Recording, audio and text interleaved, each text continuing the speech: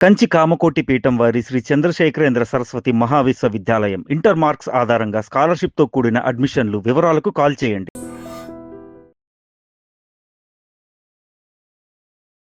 Hi hello నమస్తే welcome back to iDream media.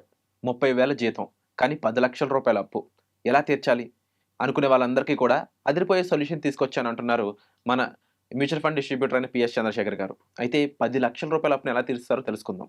నమస్కారం sir. నమస్తే విరాట్ గారు.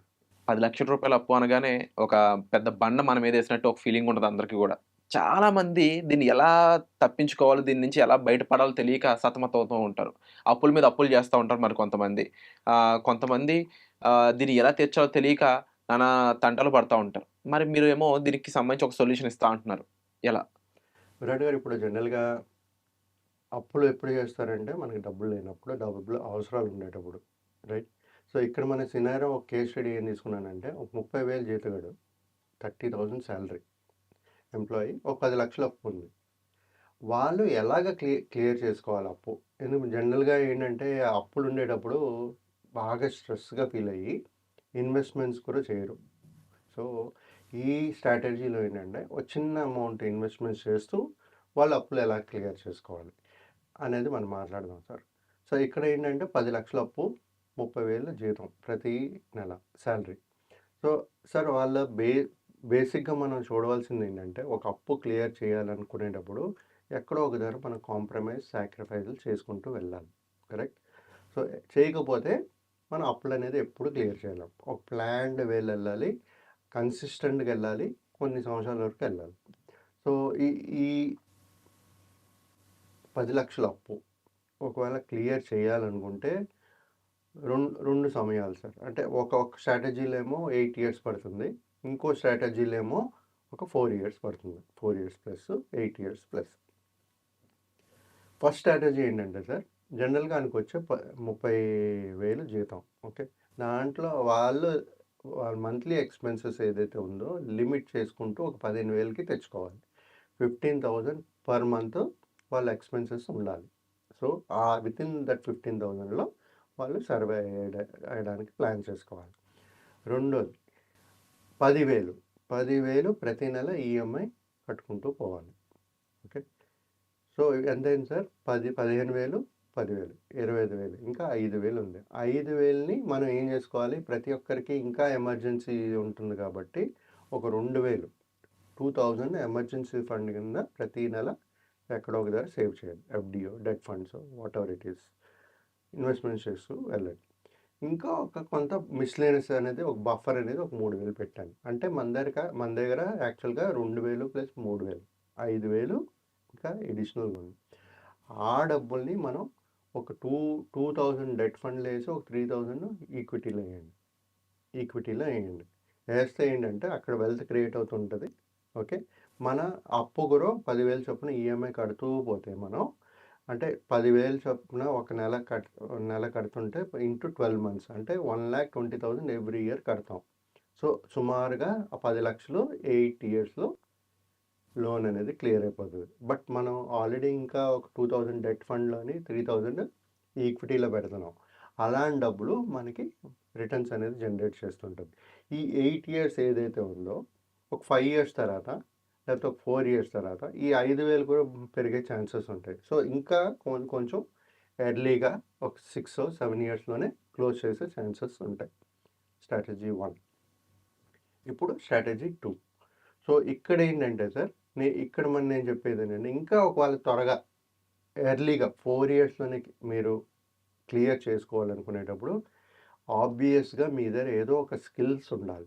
అడిషనల్ స్కిల్స్ ఉండాలి. ఎక్కడైతే మీరు ఒక పాసివ్ ఇన్‌కమ్ క్రియేట్ చేయగలుగుతారు. అంటే అడిషనల్ ఇన్‌కమ్ క్రియేట్ చేయగలుగుతారు.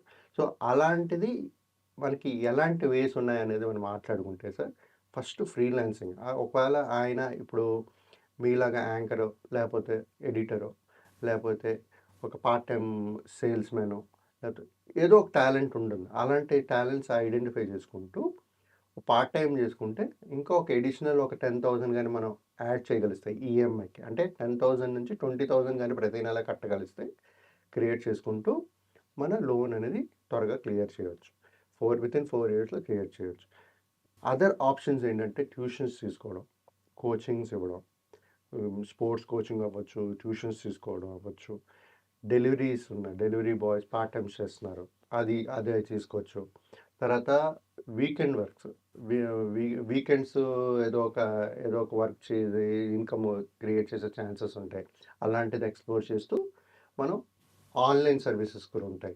సో ఇలాంటివన్నీ మనం ఏదైతే స్కిల్ మీకు సూటబుల్ అవుతుందో అలాంటిది మనం ఆప్ట్ చేసుకుని పని చేసుకుంటే ఎడిషనల్ ఇన్కమ్ క్రియేట్ చేసేటప్పుడు మన లోన్ని 10,000 చొప్పున కడుతూ పోతాము. 8 ఇయర్స్ అవుతుంది. అదే 20,000 ప్రతి మంత్ కట్టుకుంటూ పోతే 4 ఇయర్స్‌లోనే క్లియర్ చేయొచ్చు. సో ఇదే ఆప్షను మళ్ళీ మన అక్కడ సేవింగ్స్ ఎమర్జెన్సీ ఫండ్ 2,000 అన్నాను. మిస్‌లేనియస్ మళ్ళీ 3,000 అన్నాను. ఆ అమౌంట్ కూడా పెరిగే ఛాన్సెస్ ఉంటుంది. మనం ఎక్కువ ఇన్వెస్ట్మెంట్స్ అనేది చేస్తూ మంచి వెల్త్ అనేది క్రియేట్ చేస్తాం.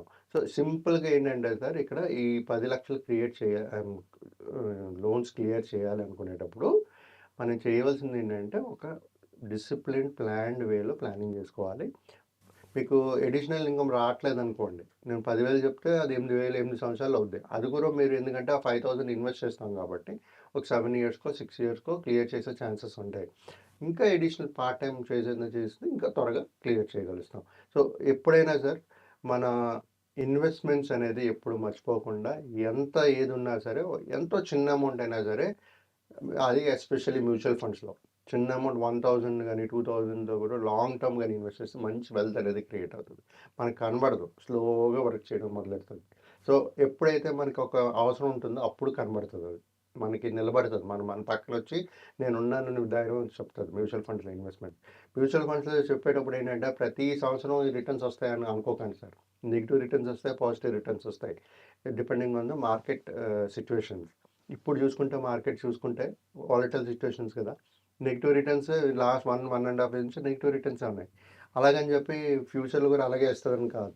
ఒక్కసారి ఈ గ్లోబల్ అన్సర్టనిటీస్ కానీ క్లియర్ అయిపోతే మంచి రిటర్న్స్ అనేది జనరేట్ అవుతుంది. Wonderful sir. అండ్ నిజంగా మీరు అన్నట్టుగా మ్యూచువల్ ఫండ్స్‌లో ఇన్వెస్ట్‌మెంట్ అనేది డెఫినెట్‌లీ ఒక backbone of middle class person అనేటట్టు అయిపోయింది ఇప్పుడు ఎక్కడ చూసినా కూడా. ఎందుకంటే ఎస్ఐపి అనే ఒక మంచి ఆప్షన్, ఒక ఫీచర్ ఉండడం అన్నమాట. ఎందుకంటే రూ. 100 నుంచి 500, 1000, 10,000 దానికి లెక్కలేదు ఇంకా. అలా ఇన్వెస్ట్ చేసుకుంటే ప్రతి ఒక్కరికి ఓకే, మేము కూడా ఇన్వెస్ట్ చేయగలం అనే ఒక కాన్ఫిడెన్స్ తీసుకురావడంతో పాటుగా ఫ్యూచర్‌లో ఒక లాంగ్ టర్మ్ ఒక నిజంగా క్రమశిక్షణతో ఇన్వెస్ట్ చేస్తే మనం కూడా ఒక రూ. 1,00,00,000 సంపాదించడం అనేది ప్రాక్టికల్లీ పాసిబుల్ అని నిరూపించిన ప్రొడక్ట్ ఇది. సో ప్రతి ఒక్కరు కూడా ఇందులో వాళ్ళ వంతు ఇన్వెస్ట్‌మెంట్ అని స్టార్ట్ చేసినట్లయితే మీ జీవితానికి మీరు ఒక భరోసా ఇచ్చుకున్నట్టే. సో దీనికి సంబంధించి ఇన్వెస్ట్‌మెంట్ ఏ విధంగా చేయాలి, ఎలా చేయాలి అనేది సంబంధించి మీరు సార్‌ని సంప్రదించొచ్చు. అలాగే మీకు ఏ డౌట్స్ ఉన్నా కామెంట్ సెక్షన్‌లో మెన్షన్ చేయండి. వచ్చే ఎపిసోడ్‌లో మళ్ళీ కలుద్దాం. Thank you so much.